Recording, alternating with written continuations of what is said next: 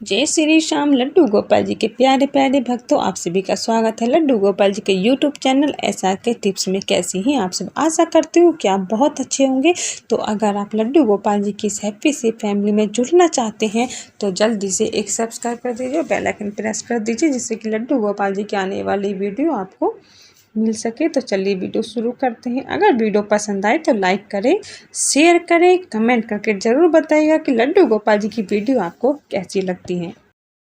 लड्डू गोपाल जी घर में कितने रखने चाहिए? एक या एक से अधिक? कितनी गोपाल जी की सेवा आप कर सकते हो? कैसे कर सकते हो? क्या इनके भी कुछ नियम हैं? क्या इनकी सेवा करने के लिए भी अलग अलग हर चीज़ की व्यवस्था करनी होगी? कैसे करें, कैसे ना करें? आज इन सभी सवालों का जवाब मैं लेकर आई हूँ। तो आप वीडियो को पूरा सुनेंगे तो आपको समझ अच्छे से आ जाएगा और आपके मन की जो शंका है वो भी दूर हो जाएगी। तो वीडियो को पूरा ज़रूर सुने। अब देखिए, मैं आपको एक बात बताती हूँ। देखिए, घर में लड्डू गोपाल जी आप लेकर आते हो, ठीक है, बहुत प्रेम से आप उनकी सेवा करते हो और आपके बाल गोपाल जी भी बहुत खुश हैं, बहुत प्रेम भाव से वो आपकी सेवा स्वीकार कर रहे हैं। लेकिन देखिए, किसी कारणवश आपके घर लड्डू गोपाल जी आ जाएं और आप छोटे से लड्डू गोपाल जी पहले लिए और आपका मन करता है कि अब मुझे बड़े लड्डू गोपाल जी लेने हैं, क्योंकि इनकी सेवा ठीक से नहीं हो पाती है। इनको नहलाने में, वस्त्र पहनाने में, श्रृंगार करने में, उठाने बिठाने में थोड़ी सी परेशानियां होती हैं। तो इस वजह से आपने मन बना लिया है बड़े लड्डू गोपाल जी लाने का। या और कोई कारण हो सकता है कि आपको किसी ने गिफ्ट करे हों लड्डू गोपाल जी। किसी को पता है या नहीं कि आपके पास पहले से ही एक लड्डू गोपाल जी हैं, लेकिन फिर भी आपको किसी ने गिफ्ट कर दिए। अब जब खुद चलकर बाल गोपाल जी घर आए हैं तो ऐसे में हम अब इनकार कैसे कर सकते हैं? या ये भी कारण ना हो, किसी कारणवश आप कहीं जा रहे हों और आपको बाल गोपाल जी रास्ते में ऐसी जगह मिल जाए, जो व्यक्ति लड्डू गोपाल जी को छोड़कर चले जाते हैं, जो उनकी सेवा नहीं कर पाते हैं, आपकी निगाह, आपकी नज़र उन पर पड़ गई, तो अब आप उनको कैसे छोड़ सकते हो? ठीक है, तो बहुत कारण हो सकते हैं इस चीज़ के, इस बात के कि लड्डू गोपाल जी एक से अधिक घर में आ ही जाते हैं। ठीक है, तो अब ऐसे में हमें क्या करना चाहिए? देखिए, कुछ व्यक्ति कहते हैं कि लड्डू गोपाल जी की सेवा घर में एक ही करनी चाहिए, एक गोपाल जी ही होने चाहिए। लेकिन अगर एक से ज़्यादा हमारे घर लड्डू गोपाल जी आ जाएं तो हम कैसे इनकार कर सकते हैं? कैसे उनको घर से बाहर कर सकते हैं? या कैसे ऐसी हालत में हम उनको छोड़कर आ सकते हैं? क्योंकि देखिए, जो बाल गोपाल जी के भक्त होते हैं वो हर प्रतिमा में अपने बाल गोपाल जी का ही रूप पाते हैं, चाहे वो छोटा विग्रह हो, चाहे वो बड़ा विग्रह हो। लेकिन ऐसे में अब हमें क्या करना है? देखिए, बाल गोपाल जी आप लेकर आ गए या खुद आ गए या आपको मिल गए, बात एक ही है, क्योंकि पहले से ही आपके घर में लड्डू गोपाल जी हैं और दोबारा से और आ गए। अब सेवा तो आपको करनी है, लेकिन सेवा करने में जो परेशानी है, जो मन है, वो हमारी उलझने बना देता है कि क्या 2-3 लड्डू गोपाल जी घर में हैं तो क्या उनके भोग प्रसाद के लिए 2-3 ही थालियाँ लगानी चाहिए? क्या अलग अलग कटोरी या अलग अलग चम्मच या अलग अलग उनके पीने की, पानी की व्यवस्था करनी चाहिए? क्या ये ज़रूरी है? या अलग अलग चौकियाँ उनकी लगानी चाहिए? या हर चीज़ की व्यवस्था जो बाल गोपाल जी की सेवा में होती है, क्या वो अलग अलग करनी चाहिए? देखिए, सबसे पहली बात तो ये कि विग्रह अलग अलग हैं, बाल गोपाल जी के नाम अलग अलग हैं, क्योंकि कोई गोविंद, कोई गोपाल, कोई मोहन, कोई मुरारी, कोई कृष्ण, कोई कन्हैया, बहुत सारे नाम हैं बाल गोपाल जी के, लेकिन रूप एक ही है। भगवान वो एक ही हैं। आप किसी भी प्रतिमा को भोग लगाएं, लेकिन जाएगा तो उन्हीं को खाएंगे तो वही, ऐसा नहीं है। आप बाल गोपाल जी की भोग की व्यवस्था एक ही प्लेट में कर सकते हो सबकी।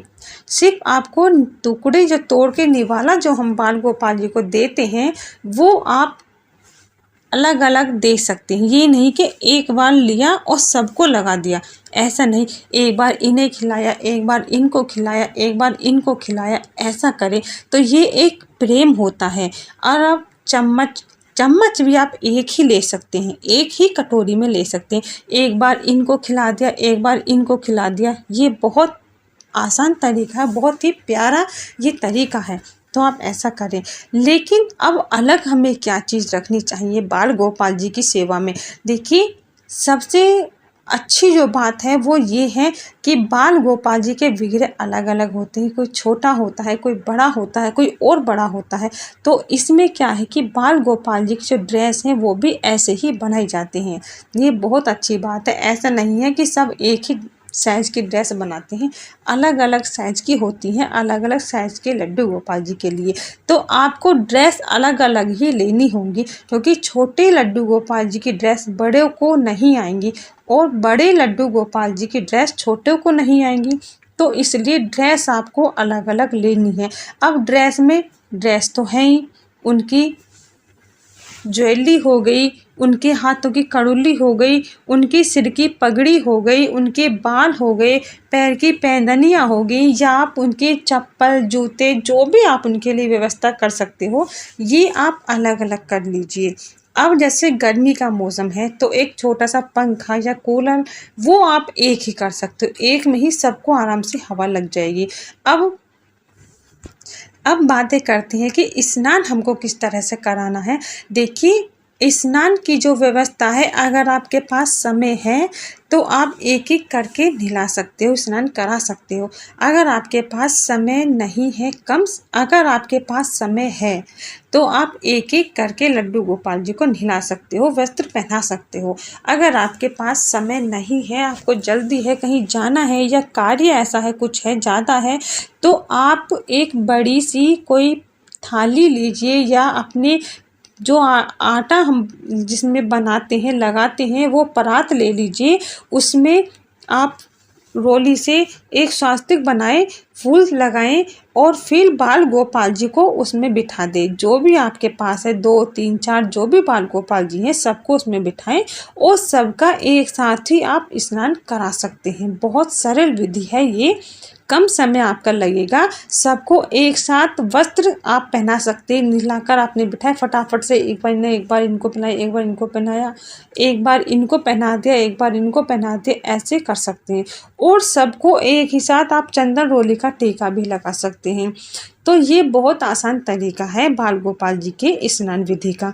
अब बात करते हैं आरती की। देखिए, आपने स्नान कराकर एक चौकी पर आप ऐसी व्यवस्था कर लीजिए कि सारे लड्डू गोपाल जी आपके एक साथ आ जाएं। ऐसी चौकी होनी चाहिए, अलग अलग चौकी लगाने की कोई आवश्यकता नहीं है। चौकी लगाने के साथ आपने उनको बिठा दिया और एक थाली उनके लिए भोग प्रसाद की तैयार कर दी, एक जिसमें कि 1 गिलास दूध होना बहुत ज़रूरी है। और उनके लिए फलों की व्यवस्था भी आप वहाँ रख सकते हैं सुबह के नाश्ते में।